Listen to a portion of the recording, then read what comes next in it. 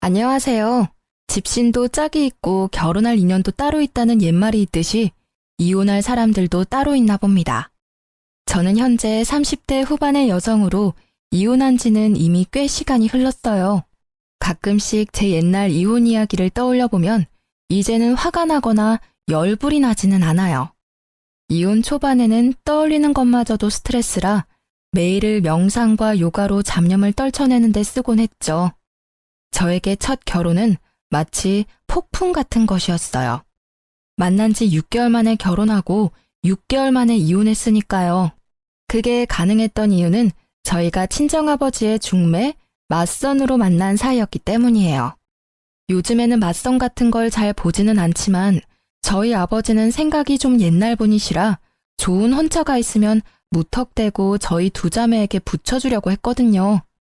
저는 생각보다 수동적인 사람이라 중매나 맞선, 소개팅이 그렇게 거부감이 있는 사람은 아니었거든요. 저와 남편이 처음 만날 날은 봄에서 여름으로 넘어가는 꽃피는 계절이었어요. 남편의 직업은 의사였고 저는 일반 회사원이었죠. 아버지는 병원에서 남편을 보고는 결혼하지 않은 걸 확인하고 딸과 맞선을 보라고 권했고 남편이 그에 응해 맞선 자리에 나오게 된 거죠. 어지간히도 딸을 의사와 결혼시키고 싶었던 모양이었어요. 저희는 생각보다 많은 이야기를 나누었고 무엇보다 남편의 적극적인 구애로 만난 지 6개월 만에 결혼을 하게 됐어요. 친구들은 1년을 만나봐야 된다고 말했지만 남편과 아버지는 빨리 결혼하라고 부추기는 바람에 빨리 결혼하게 된 거죠. 시댁은 시골에서 농사를 짓고 계셨기에 남편 결혼에 도움을 주실 수 없는 상황이었고 남편은 개원을 앞두고 있어 모아둔 돈도 모조리 다 쓴 상황이었어요. 그래서 어쩔 수 없이 그 당시 제가 살고 있던 아버지 명의의 집에서 신혼살림을 차리게 됐어요. 그때 아버지는 의사 사위를 갖게 해준 저에게 그 아파트 명의를 제게 이전해 주셨어요. 그런데 결혼 전 딱 한 가지 걱정되는 게 있었어요. 남편의 비싼 물건에 대한 애정이요. 사치와 낭비라고 하면 좀 너무할지도 모르지만 제 눈에는 그렇게 보이더라고요. 지금 당장 돈도 없는데 엄청 고가의 물건을 사들이지를 않나? 무조건 좋은 걸 사야 한다고 하지를 않나? 저는 솔직히 일반 회사원으로 일했기 때문에 생각보다 소비 규모가 작은 편이었는데 남편은 그렇지 않더라고요. 빚뿐인데도 돈을 펑펑 쓰는 남편이 불안했지만 그 당시에는 알아서 잘 조절할 거라는 생각을 했어요. 혹시라도 조절이 되지 않으면 내가 조절해주면 될 거라는 오만한 생각까지 했었죠. 저희 결혼에 문제가 생긴 건 결혼식 바로 전날이었어요. 그날 남편에게 오래 사귀었던 여자가 있었다는 걸 알게 됐죠. 솔직히 예전 여친이 없었을 거라는 생각은 안 해요. 제가 첫 여자라는 웃기지도 않는 착각을 하는 것도 아니고요. 정상적인 성인 남자가 30대 초반에 첫 연애를 한다는 건 아무리 봐도 이상한 일이잖아요. 당연히 남편에게도 사귀던 여자가 있을 거라는 생각은 했는데 이건 시기가 문제였어요. 제가 그 여친의 존재를 알게 된 건 남편이 찍어준 제 웨딩드레스 사진을 보던 도중이었어요. 제게 폰을 맡기고 화장실을 가는 남편을 보며 저는 신나게 제가 입었던 드레스를 보고 있었어요. 그런데 손가락을 잘못 누르는 바람에 사진 휴지통으로 들어가게 되고 그 휴지통 안에 웬 젊은 여자의 셀카 사진이 있는 걸 발견했어요. 보통 휴지통은 30일 전 사진까지 저장이 되고 이후 순차적으로 삭제가 되는데 이 사진이 휴지통 안에 있다는 건 요 한 달간 만나서 사진을 찍었다는 게 되잖아요. 게다가 그 사진첩 안에는 둘이서 팔짱을 낀 사진이나 배경으로 유명 여행지가 찍힌 사진이 많았어요. 아무리 봐도 최근이라는 생각이 들어 남편이 오자마자 그 사진을 들이밀며 말했어요. 이 여자 누구야? 설마 바람핀 건 아니지? 팔짱도 끼고 여행도 같이 간 것 보니까 보통 사이는 아닌 것 같아서 묻는 거야. 진짜 다른 여자 만난 거야? 나랑 사귀면서? 아니야. 그런 오해할까봐 내가 걱정하긴 했는데 이 여자는 예전에 사귀던 여자애야. 헤어진 지는 벌써 오래됐고. 나 당신이랑 사귀면서 이 여자랑 관계도 정리했어. 그런데 왜 사진이 최근 거냐고. 사귀지도 않는데 팔짱 끼고 놀러가고 그래? 헤어졌다면서 웃는 얼굴로 사진도 찍고? 아니야. 내가 결혼한다고 했더니 마지막으로 한 번만 함께 여행 가달라고 해서 같이 가준 거야. 그것도 친구로서 부탁하는 거라고 하는데 어떻게 그걸 못 간다고 할 수 있어? 게다가 얘랑 6개월 전에 헤어져서 그동안 한 번도 만나지 않다가 청첩장 주려고 연락한 거야. 혹시 안 나가면 나쁜 짓 할까봐 같이 여행 가준 거고. 정말 맹세코 나한테는 당신뿐이거든. 그런 오해받는 것도 정말로 마음의 상처라고. 그럼 사진은 왜 남겨둔 거야? 삭제하고 지워버리면 끝인데 왜 내가 이걸 보도록 만들었냐고. 정말로 신경을 안 써서 그랬어. 나도 어제 부랴부랴 사진 확인하고 버렸거든. 내가 진짜로 이 여자랑 사귀고 있었으면 그런 사진을 남겨둘 리 없잖아. 정말로 떳떳하지 못한 여행이었으면 사진을 내 폰으로 찍었을 리 있겠어? 그제야 저희의 짧았던 만남이 실감됐어요. 이래서 친구들이 길게 만나보라고 한 거였구나. 그런데 지금 당장 파혼하기도 어려운 일이었거든요. 일단 친정에서 특히 아버지의 의사 사위에 대한 자랑스러움이 워낙 컸거든요. 온 동네방네 돌아다니며 소문을 다 내셔서 지금 파혼을 결정하면 아버지 얼굴에 먹칠을 할 것 같았어요. 그리고 사진을 유심히 보니 사진 속 옷이 제가 남편을 만나기 전에 초봄인 것처럼 보였어요. 그래서 최대한 단순하고 편하게 생각하기로 했어요. 이제 곧 결혼할 남자를 의심하는 건 좀 아닌 것 같다고요. 사진을 간직했다면 모를까. 사진을 삭제까지 한 남자가 설마 바람을 피고 있을까 하는 생각으로요. 다만 남편에게는 단단히 일러두기로 했어요. 있지, 나는 다른 건 다 용서해도 바람은 절대로 용서 안 해.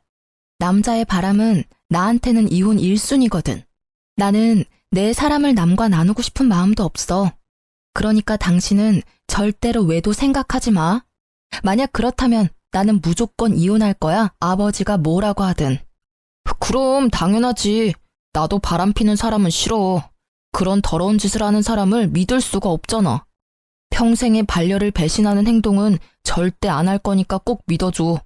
나한테는 정말로 당신뿐이거든. 전 여친한테도 벌써 말했어. 호호 할아버지가 돼도 나는 우리 와이프뿐이라고. 저는 그 말에 남편을 믿기로 했어요. 물론 마음의 의심은 좀 남아있었지만 남편은 무척 세심하게 저를 챙겨줬거든요. 바람을 필 수 있는 시간적 여유도 없어 보였고 저와 있는 시간을 무조건 만들어줬기에 의심을 없애버리고 안심할 수 있었어요. 그렇게 평화로운 결혼 생활이 될 거라고 생각했는데 그리 쉽게 넘어가지는 않더군요. 그날에는 남편이 집에 없었어요. 1박 2일로 남자 동기들과 낚시 여행을 가는 날이었거든요. 한 달에 한 번씩 또는 2달에 한 번씩 꼭 가는데 저도 처음에는 의심해서 따라간 적이 있었는데 정말로 친구들끼리만 모여 노는 자리였어요. 몇 번 따라가고 난 뒤부터는 괜히 의심하는 것 같아서 따라간 적 없었어요. 그날은 인쇄할 게 하나 있었는데 퇴근한 후에 연락을 받은 거라 집에서 인쇄를 하려고 했어요. 저는 집에서 컴퓨터나 노트북을 잘 쓰지는 않거든요. 핸드폰도 있고 웬만한 건 회사에서 처리가 가능하니까요. 그래서 신혼집에 있는 컴퓨터는 남편이 가끔 일을 하거나 자료를 찾거나 게임을 할 때 사용하곤 해요. 컴퓨터가 잠겨져 있지 않아서 정말 아무 생각 없이 남편 컴퓨터를 열고 자료를 다운받았어요. 그런데 다운받은 자료가 없더라고요. 어딜 갔는지 모르고 이래저래 뒤지다가 메모장으로 된 파일을 모두 열어보게 됐죠. 그러다가 발견한 거예요. 남편의 카톡 대화 내용이 저장된 문서. 얼마 전 남편은 새로운 폰으로 바꿨는데 그때 이걸 백업하느라 컴퓨터에 저장해둔 대화 내용인 듯 보였어요. 상대방 이름은 동기 춘식이로 되어 있었는데 생각 없이 내용을 훑다가 저는 눈알이 돌아가는 줄 알았어요. 그 대화의 주인공은 춘식이가 아니었어요. 당연히 남자일 거라고 생각했던 대화의 주인공은 여성이었죠. 그걸 대화만으로 어떻게 알았냐고요? 당연히 알 수밖에요. 남편이 동성애자가 아닌 이상 남자를 자기야라고 부를 리가 없을 것이며 무엇보다도 구두나 백, 화장품을 요구하는 대화가 가득했으니까요. 그것뿐이라면 차라리 다행이죠. 그 대화 내용 중간중간에는 사진이라고만 적혀 있는 곳이 있었는데 실제 사진은 없었어요. 그런데 그 사진 아래 위로 적힌 글들이 너무 적나라했어요. 두 사람이 어디까지 가까운 사이인지를 말해주는 문장으로 가득했거든요. 요즘 폼이 좋네? 몸매 관리 중이야? 이런 품평 같은 대화는 물론 방금 보고 왔는데 또 보고 싶어 같은 대화. 심지어는 지금 와이프는 여자로서 매력이 1도 없어서 그냥 그 여자 재산 때문에 잠시 살아주는 것뿐이야. 지금은 내가 쓰는 돈 다 대주니까 참고 사는 거지. 얼굴도 볼 것 없고 주부로도 빵점인 여자야. 그나마 돈이 많은 게 장점이지. 이 정도로 빡치는 내용도 있었어요. 둘의 마지막 대화는 말이죠. 자리가 잡히고 개원할 때 진빚 다 갚고 나면 와이프랑 헤어지고 당신이랑 살 거야.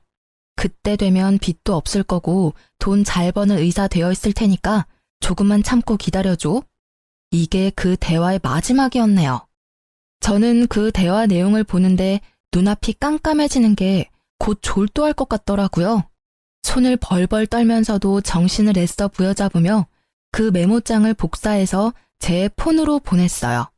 혹시 몰라서 제 모든 흔적을 다 삭제하고 모른 척 했어요.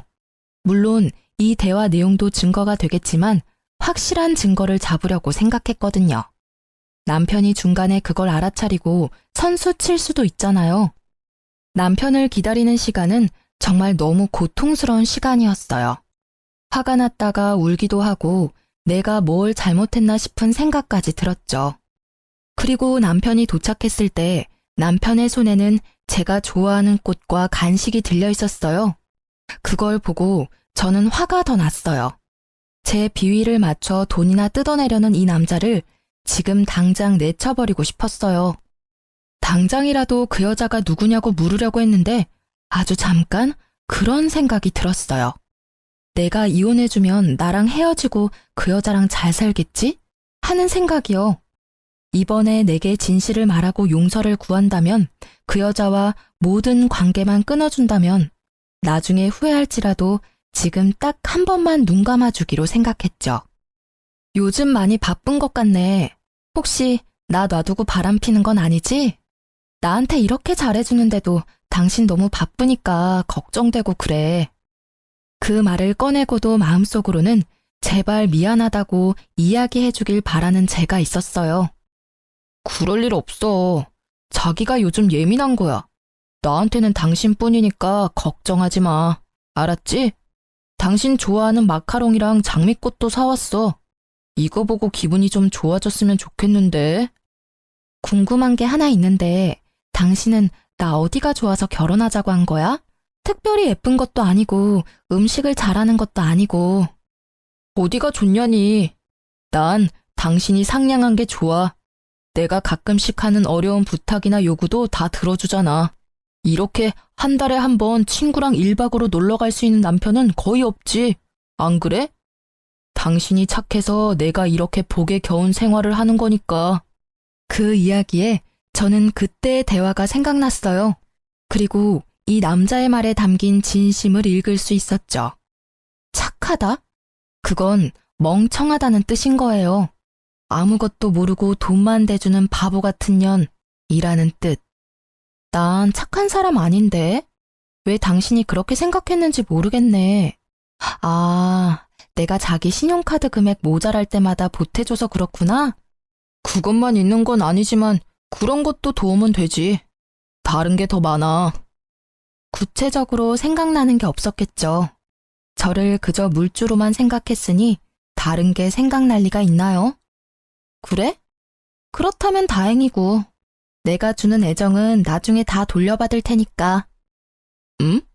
그게 무슨 소리야? 내가 자기한테 빌려준 돈들 어차피 자기가 돈 많이 벌면 나한테 갚아줄 거잖아. 안 그래? 솔직히 우리 집은 아버지가 돈이 좀 있어서 그렇지. 나 자체는 가진 게 크게 없잖아. 그러니까 나도 의사 남편 덕 좀 보겠다는 거지. 아, 그건 걱정 마. 그때가 되면 다 알아서 해줄게. 당신한테 지금 신세 지고 있는 것도 그때쯤에는 다 갚아줄 거야. 고생시키지 않고 호강시켜 줄게. 아버지도 의사 사위 좋아하셔. 나중에 아버지가 가진 재산도 동생이랑 나랑 반반 나누는 거 알지? 얼마 전에 회갑 앞두시고 재산 정리하시는데 생각보다 많으시더라고. 아버지가 자기 죽고 나면 이 돈 정확하게 반반 나눠서 준다고 나한테 의사 남편 잘 보필하라 하시더라고. 이 말은 당연 거짓말이었어요. 그런데 눈앞의 남자는 침을 꼴깍 삼키더라고요. 어지간히도 제가 던진 미끼가 먹음직스러웠나 보더라고요. 장인어르신도 참, 우리는 그런 거 없이도 잘 지낼 건데, 그렇지? 그렇지. 우리 잘 지내보자. 그리고 결혼식 전에 내가 한 이야기 기억하지? 난 바람 피는 사람이 이혼 사유 1위야. 바람만 피지 않으면 내 마음의 변화는 없을 거야. 저는 남편의 얼굴을 봤어요. 전혀 찔리는 구석도 없이 태어난 그 얼굴. 거짓말과 거짓 행동이 몸에 밴 그런 만들어진 미소였죠. 잘 알지. 나도 앞으로도 계속 노력할게. 우리 좋은 부부 사이가 되자. 알았지? 좋은 부부 사이는 무슨 돈에 눈이 먼 욕심쟁이 주제에. 남편의 말에 진짜 뜻이 보이기 시작하니 하나부터 10까지 제게 거짓말을 한 것들이 떠오르더라고요. 저는 이놈을 용서할 수 없었어요. 그래요, 이놈. 사람이 아닌 놈이죠. 이혼을 결심한 저는 남편의 뒤를 캐어 증거를 더 모으기로 했어요. 이때 저는 결혼과 함께 퇴사를 한 직후였기에 전업주부로 집안일만 하는 중이었으니 시간은 남아 돌았죠. 제 폰에 옮긴 메모장을 정독하며 두 사람의 패턴을 정리했어요. 어디에서 자주 만나는지, 무엇을 자주 하는지, 그리고 두 사람의 대화에서 특정 장소가 자주 언급되는 걸 발견하고 저는 그곳으로 가서 상간녀의 모습을 확인하기로 했어요. 하루, 이틀, 사흘, 그렇게 일주일이 지나고 남편이 내게 친구와 회식이 있어 늦는다는 문자를 보내왔어요. 그리고 저는 얼마 뒤 제 눈앞에 보이는 남편의 모습을 보며 오늘 상간녀를 볼 수 있을 거라고 확신했죠. 그리고 역시 상간녀가 모습을 드러냈어요. 그 여자의 얼굴을 보고 저는 더 놀라고 화가 났어요. 남편과 오랫동안 만났다가 헤어졌다는 결혼식 직전에 제게 들킨 전 여친이었거든요. 소리라도 지르며 당장 뛰어가고 싶은 것을 꾹 참았어요. 참을수록 복수는 속이 시원하겠죠. 지금 당장은 바람난 남편 뒤늦게는 못난 여자처럼 보일 테니까요. 죽어도 그렇게 보여주기 싫었어요. 잘못은 남편 놈과 저 상간녀가 했는데 말이죠. 저는 그 뒤로도 그 여자의 뒤를 캐기 시작했어요. 그렇게 여자를 쫓아다닌 지 3일 만에 그 상간녀가 만나는 사람들을 보다가 아주 좋은 복수 방법이 생각났어요. 저는 그 자리에서 제 여동생에게 전화를 걸었어요. 그리고 이렇게 말했죠. 상견례 날 10분 정도 늦게 갈 거라고 말이죠. 사실 여동생은 그 다음 주에 상견례를 앞두고 있었어요. 여동생이 시집가는 그 집안도 교육자 집안으로 아버지가 좋아할 만한 교양 있는 분들이셨죠. 자기야, 내가 오늘 중요한 날이니까 시간 비워두라고 했지? 오늘 일정 있던 건 아니었어? 오늘은 일정 없어. 근데 오늘 무슨 날이야? 그건 도착할 때까지 비밀인데. 일단 정장도 입고 좀 꾸미고 와. 알았어. 어디 좋은 데 갈 거야? 싱글벙글 웃는 남편은 좋은 곳에 간다고 생각한 것 같더라고요. 격식 있는 옷을 입어야 입장이 가능한 곳이라고 생각했나 봐요. 저는 차에 타고는 일부러 내비의 주소를 입력하지 않고 직접 어디로 가야 하는지 방향을 알려줬어요. 남편은 귀찮아했지만 별말 안 하고 잘 따라왔어요. 남편은 이상하게 생각한 듯 했지만 그래도 무사히 상견례 장소에 도착할 수 있었죠. 제가 도착한 시간은 본래 상견례 시간보다 10분 정도 늦은 시간이었어요. 가게 룸에 모든 가족이 들어가 있는 걸 확인하고 안으로 들어갔어요. 남편에게는 들어가기 직전에 말해줬죠. 오늘 내 동생 상견례 있어서 온 거야. 뭐? 처제 상견례? 당신이 그걸 왜 비밀로 한 거야? 하고 애써 웃는 남편의 모습이 뭔가 찝찝해 보이더라고요. 아무래도 상간녀가 이번 주 상견례 있다고 이야기한 모양이더라고요. 이럴까봐 미리 이야기 안 한 건데 이때는 정말 다행이라고 생각했어요. 주인공이 다 모이지 않으면 안 되잖아요. 저와 남편이 들어가자 사돈 될 사람들 가족이 앉아 있더라고요. 그리고 그 자리에 상간녀도 앉아 있었죠. 제 여동생의 예비 신우였던 상간녀가 이내 제 남편을 발견하고는 얼굴에 핏기가 사라졌더라고요. 저는 제 옆에 선 남편을 보았어요. 남편 역시 무척 경직된 얼굴로 표정을 숨기지 못하더라고요. 여동생이 자리를 정해줬는데 하필 상간녀 바로 앞자리가 남편 자리더라고요. 서로 눈도 못 마주치고 삐걱대는 모습이 제 눈에는 얼마나 잘 보이던지. 이쪽은 저희 언니예요. 그리고 그 옆에 있는 사람이 저희 형부예요. 동생이 저희를 소개해주고 나서 저는 인사를 드렸죠. 그쪽 부모님께 공손히 인사한 후 저는 상간녀의 얼굴을 일부러 빤히 쳐다봤어요.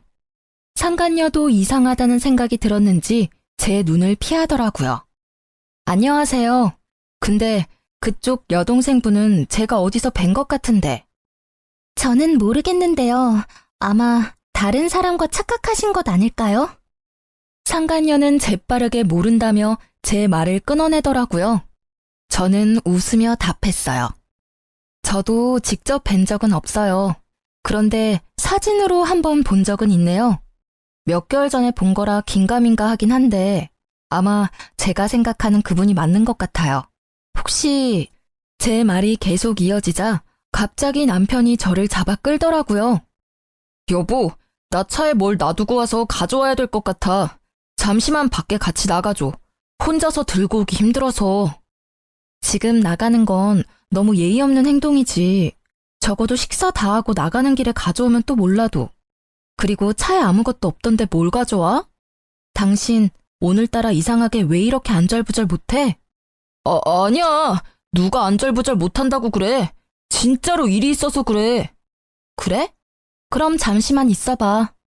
저는 저를 끌어당기는 남편을 잠시 멈추고 일어서서 여동생의 사돈어른을 향해 공손히 말씀드렸어요.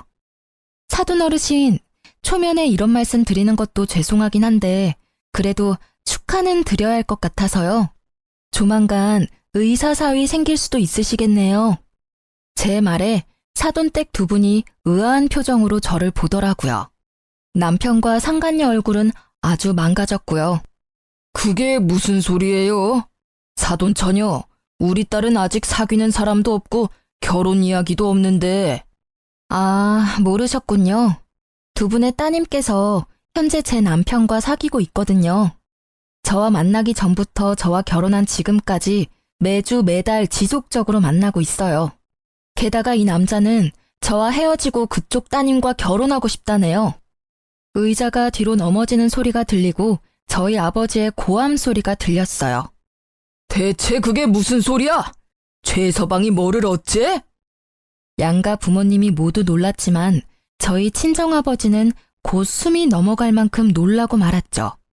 그리고 그런 아버지의 모습을 보더니 남편이 재빠르게 무릎 꿇고선 제게 애절하게 말하더라고요.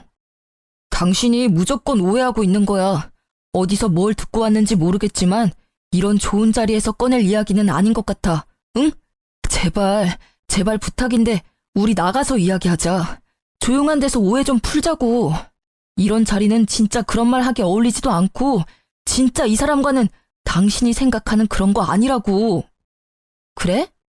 이걸 보고도 그 말 할 수 있을지 볼까? 나 생각보다 많이 알고 있거든. 내가 오해한 건지 자기가 잘못 알고 있는 건지 이걸 보면 정확해지겠지. 저는 가방에 넣어왔던 인쇄물을 탁자에 올렸어요. 글자 크기를 크게 해서 인쇄했더니 아주 잘 보이더라고요. 뭐 그러라고 크게 뽑았지만 남편과 상간녀의 톡 대화 내용이었어요. 불륜을 정확히 특정하는 문장만 뽑아서 인쇄했죠. 종이 내용을 보는 양가의 부모님들은 크게 놀라는 모습이었어요. 당연하죠. 서로의 관계를 뚜렷이 보여주는 그 대화 내용에 두 사람의 관계를 짐작하기 쉬웠으니까요. 그리고 상간녀는 그 인쇄물들을 부랴부랴 숨기려고 열심히 주었지만 제가 한 장만 뽑아온 게 아니었거든요.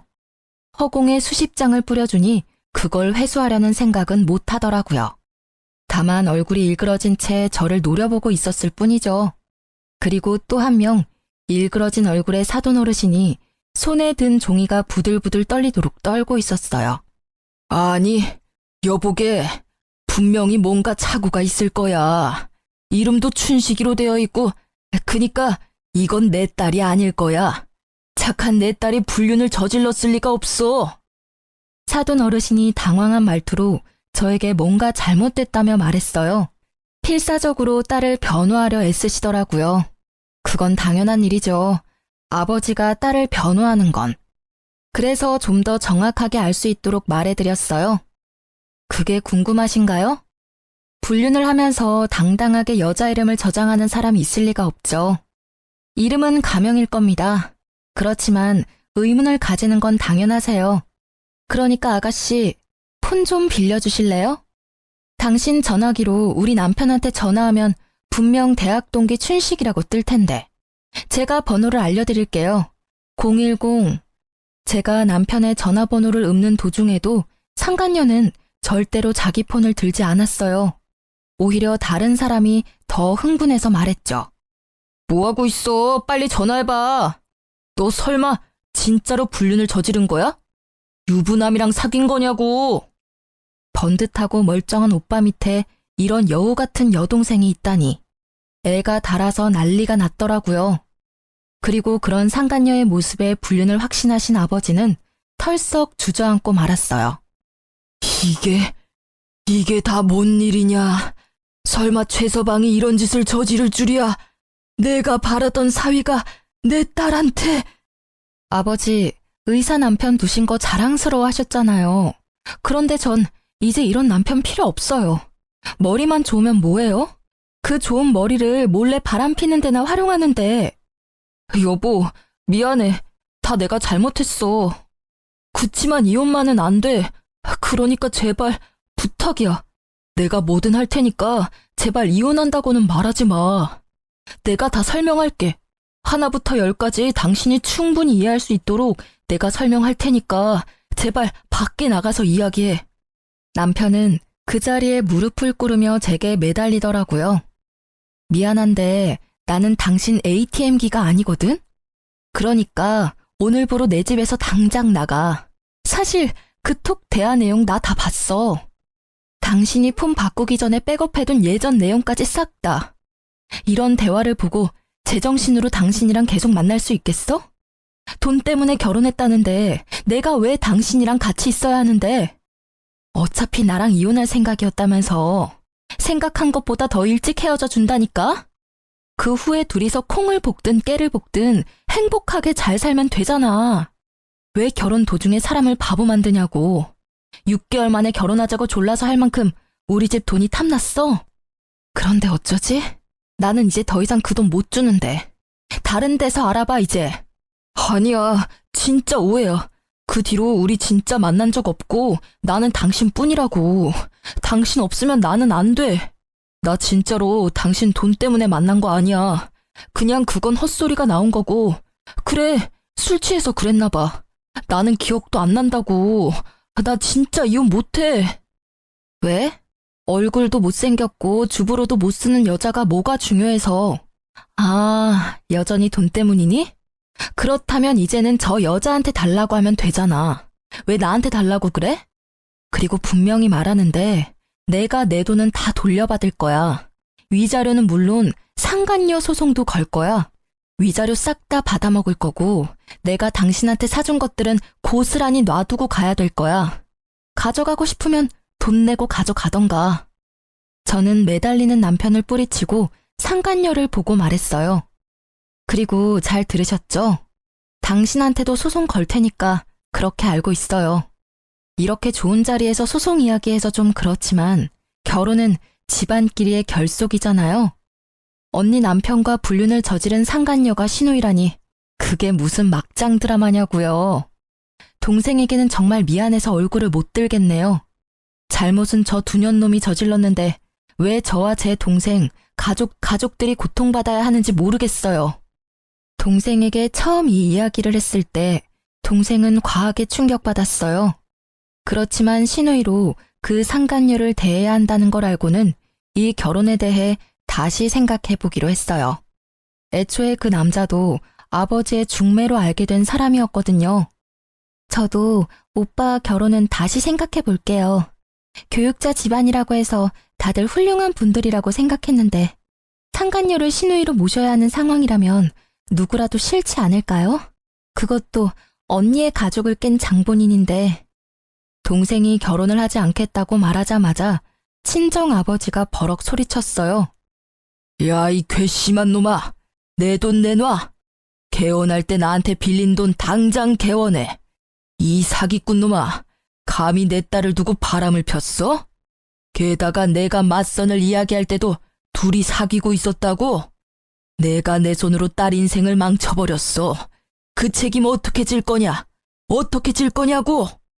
아버님, 제발 진정하세요. 제가 다 잘못했습니다. 그러니 한 번만 봐주세요. 앞으로는 속지 않은 마음으로 와이프에게 충성을 다해서. 말이나 못하면 밉지는 않지. 너 같으면 진정하게 생겼냐? 넌 내 딸만 속인 게 아니라 우리까지 속인 거야. 그래놓고 뭐? 충성? 아주 거짓말이 입에 붙은 놈이구만. 사기꾼 주제에 우리 딸을 돈 뽑는 기계로 생각했다고? 그 돈으로 저 여자랑 놀러나 다닌 거야? 너 같은 놈한테는 단돈 1원도 아까워. 내가 줬던 돈 다 돌려주지 않으면 너 일할 때마다 찾아가서 돈 갚으라고 시위할 거야. 저는 저보다 더 흥분한 아버지를 말리느라 힘들었어요. 솔직히 제가 하고 싶은 말들을 아버지가 다 해버리셨거든요. 결국 남편은 아버지에게 빌린 돈 7천만 원에 의원 개원을 명목으로 빌린 대출금 1억 5천까지 고스란히 빚으로 떠안게 됐어요. 게다가 그뿐만이 아니었어요. 이번 달까지 쓴 엄청난 금액의 신용카드 금액에 곧 이혼 소송으로 지불해야 할 위자료도 내야 했죠. 그러니 사색이 되어 있더라고요. 얘야, 뭐라고 말 좀 해봐. 저 사람들 말이 다 사실이냐? 네가 진짜로 유부남이랑 만난 게 맞아? 어떻게 네가 그럴 수가 있어? 우리가 너를 어떻게 키웠는데? 저쪽 집은 저쪽 나름대로 뒤집어졌더라고요. 파혼당한 상간녀의 오빠도 자기 여동생을 추궁하더라고요. 너 때문에 내 인생 망했어. 지금 네가 저지른 일 때문에 내 인생이 얼마나 꼬인 건지 알기나 해? 미치려면 적당히 미쳐야지. 왜 남의 인생에 피해를 주고 난리야? 내가 뭘 잘못했는데? 난 잘못한 거 없어. 내가 먼저 사귀고 있던 남자였다고. 뺏긴 건 저 여자가 아니라 나라고. 그렇게 소리질러 봤자 유부남과 만난 미혼 여성, 그 부분이 변하는 건 아니니까요. 한참 바쁜 그 집 사람들을 놔두고 저희 친정 부모님과 동생은 밖으로 나갔어요. 제가 먼저 내보냈죠. 어차피 이혼은 제가 하는 거고 두 분 부모님이 너무 흥분해서 곧 쓰러질 것처럼 보였거든요. 그 뒤로 제가 밖으로 나오는데 남편이 저를 쫓아 나오더라고요. 여보, 내가 그 여자랑 헤어질게. 맹세코 그 여자랑 더 이상 만나지 않을 테니까 나 버리지 마, 응? 지금은 안 돼. 아직도 정신 못 차렸네. 그럼 헤어지겠다는 소리를 왜 밖에 나와서야 하는 건데? 헤어질 거면 그 여자 있는 자리에서 선언했어야지. 아직까지 그 여자가 신경 쓰이나 봐? 이 상황에서도 참 대단한 사랑이네. 그 여자가 그 헤어지자는 말 들을까봐 신경 쓰는 걸 보니 한 번 속았으면 많이 속은 거야. 두 번 다시는 안 속을 거고 당신이 진짜 그 여자랑 헤어진대도 나는 이제 상관없는 일이야. 우리는 이제 이혼할 거니까. 그리고 당신 얼굴 꼴도 보기 싫으니까 오늘 중으로 집에서 나가줘. 아니면 당신 물건 싹 다 용달차에 실어서 시골에 있는 시댁으로 보내버릴 테니까. 결국 제 으름장에 남편은 불이 나게 집으로 가 자기 물건을 챙기더라고요. 홈캠으로 보니 비싼 물건부터 쭉 쓸어 담는데 저런 본성을 내가 왜 여태까지 몰랐을까 하는 생각만 들었어요. 그리고 이후 전 남편은 연락이 없었어요. 그런데 의외의 사람이 저를 찾아왔더군요. 바로 여동생과 결혼하기로 했던 남자였어요. 상간녀의 오빠요. 그는 상간녀를 데리고 저를 찾아왔어요. 이렇게 찾아와 죄송합니다. 정말로 사죄의 말씀을 드려야 할 것 같아서 동생을 데리고 온 겁니다. 집안에 분란을 일으키게 돼서 죄송하게 생각합니다. 아, 뭐해? 빨리 사과드려. 우습게도 상간녀의 오빠와는 달리 상간녀는 상당히 삐딱한 모습이었어요. 왜 내가 사과해야 해? 그 남자는 내 남자였어. 이 여자가 나중에 와서 내 남자를 돈으로 꼬신 거라고. 게다가 이 여자는 돈만 보고 결혼한 물주였거든? 나만 사랑한다고 했으니 나한테서 남자를 뺏어간 건 이 여자지. 그리고 사과할 마음이 하나도 없어 보였죠. 저는 그 모습이 오히려 웃겼어요. 두 분 여기 왜 오신 건지는 모르겠지만 저는 이제 아무렇지 않아요. 저희는 이혼하기로 했으니까 당신은 제 전 남편과 잘 만나시면 될 것 같네요. 그런데 그 남자 지금 한 푼도 없어요. 말 그대로 빈털털이죠. 저한테 다 털린 데다가 이번에 위자료도 내야 하거든요. 뭐 제가 불륜 피해자들 이야기를 들어보니 남편이 바람을 피면 상간녀 소송비를 남편이 대주기도 한다는데 그럴 돈은 없을 거예요. 그럴 돈 있으면 저희 아버지한테 빚부터 갚아야 할 테니까요. 상관없어. 어차피 자기 병원 가진 의사라 그 정도 돈쯤 금방 벌거든? 그러니까 오빠, 왜 날 여기로 데려와서 사람 짜증나게 하는 건데. 아빠도 그래. 의사 사위 두는 걸 남들이 얼마나 부러워하는데 칭찬은 못 해줄 망정. 그렇죠. 의사 돈 많이 벌어요. 그런데 그 사람 개원하느라 은행에서 1억 5천 빌렸고요. 저희 아버지한테는 7천만 원을 빌렸고 저한테도 2천 정도 더 빌렸어요. 그리고 유책 배우자라서 위자료도 상당히 나올 거고. 그 빚 청산하려면 1년 안에 결혼은 좀 힘들지 않을까요? 집을 팔면 되잖아. 그 남자 집이 평수도 넓고 꽤 노른자 땅에 있어서 돈이 된다고. 아, 그 집이요? 그 집을 자기 집이라고 했나 봐요? 그런데 어쩌죠? 그건 제 아버지 거였고 지금은 제 명의로 되어 있거든요. 결혼 전부터 아버지 명의였으니 그건 재산 분할에 들어가지는 않을 거예요. 그리고 아실지는 모르겠는데 그 남자 씀씀이가 좀 해퍼요. 이제까지는 제가 신용카드 값을 많이 메워줬는데 지금부터는 당신이 그 일을 해주셔야겠네요.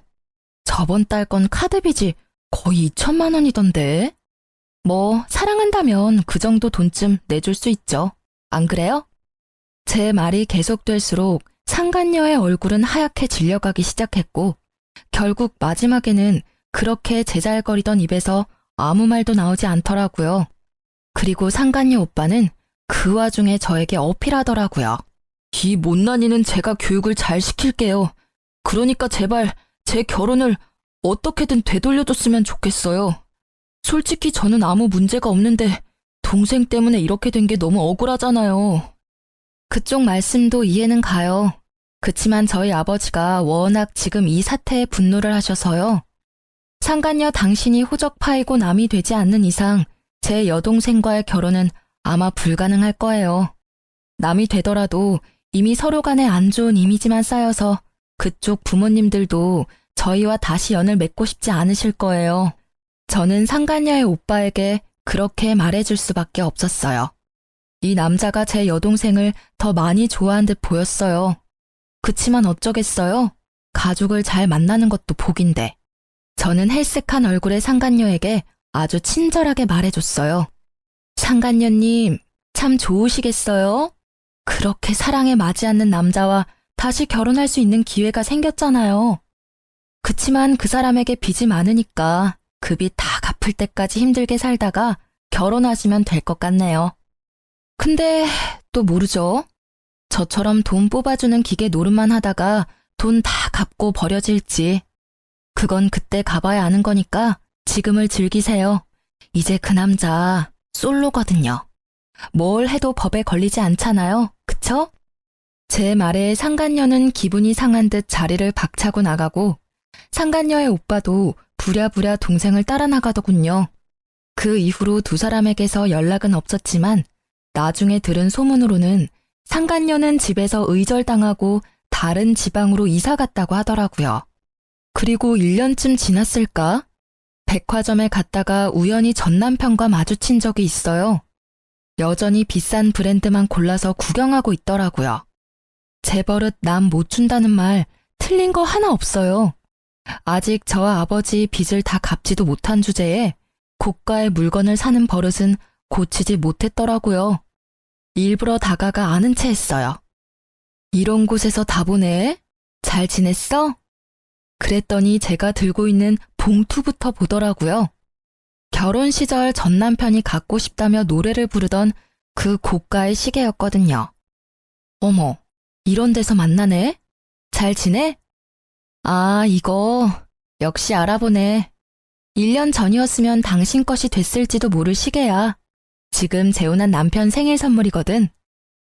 뭐? 1년 만에 벌써 재혼?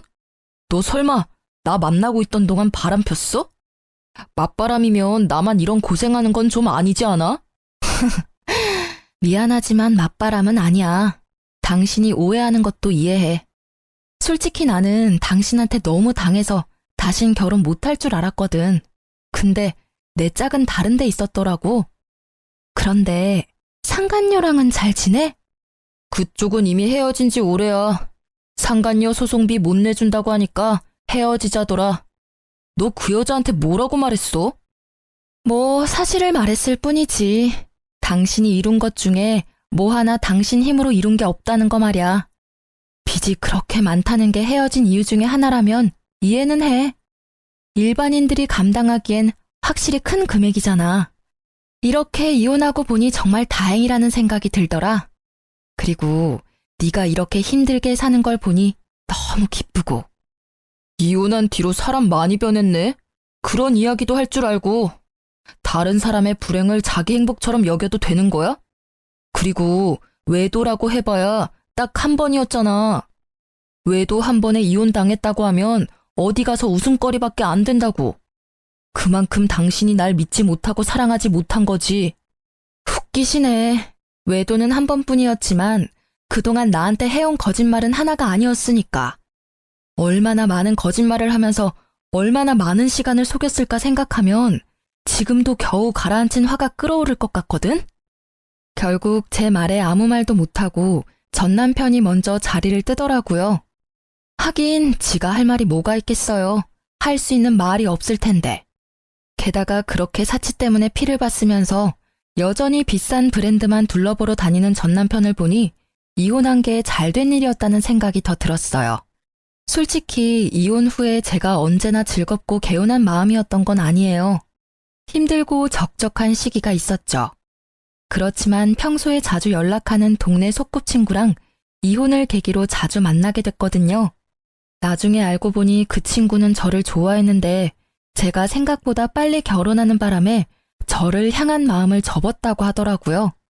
그렇지만 이혼 후에 고생으로 몸과 마음이 너덜너덜해진 절 보고 위로해주러 왔다가 제게 고백해 오더라고요. 저는 저만을 꾸준히 바라봐준 그 친구의 모습에 그 사람과 재혼을 결심했어요. 이혼한 지 1년도 되지 않은데 재혼을 결심하는 건 힘들었지만 그만큼 그 사람의 진심을 소중히 여긴 결과였어요. 이혼 소송 끝나고 바로 혼인신고도 했고요. 재혼한 사람은 의사처럼 돈 많이 벌고 사회적으로 유망한 직업은 아니지만 무엇보다 성실하고 책임감 있는 저만을 바라봐주는 듬직한 사람이에요. 제 이혼 후에 아버지는 조건이 그리 중요하지 않다는 걸 절실히 깨달으신 것 같았어요. 물론 서로 조건이 맞으면 정말 좋겠지만 욕심을 너무 부리다 보면 나중에 저처럼 피 볼 일이 생길 수도 있으니까요. 아버지가 의사 사위를 원하지 않았다면 이런 일이 벌어지지 않았을 수도 있고 제가 이 남자를 만나지 않았을 수도 있죠. 그리고 요즘에는 무엇보다 부부 사이에는 신뢰와 사랑이 그 무엇보다 중요하다고 생각하게 됐어요. 저에게는 소중한 경험이자 두 번 다시 겪고 싶지 않은 경험이지만 이런 사람, 이런 사연도 있다는 걸 모두와 나누고 싶어서 긴 글을 써봤어요. 제 사연을 읽어주셔서 감사합니다.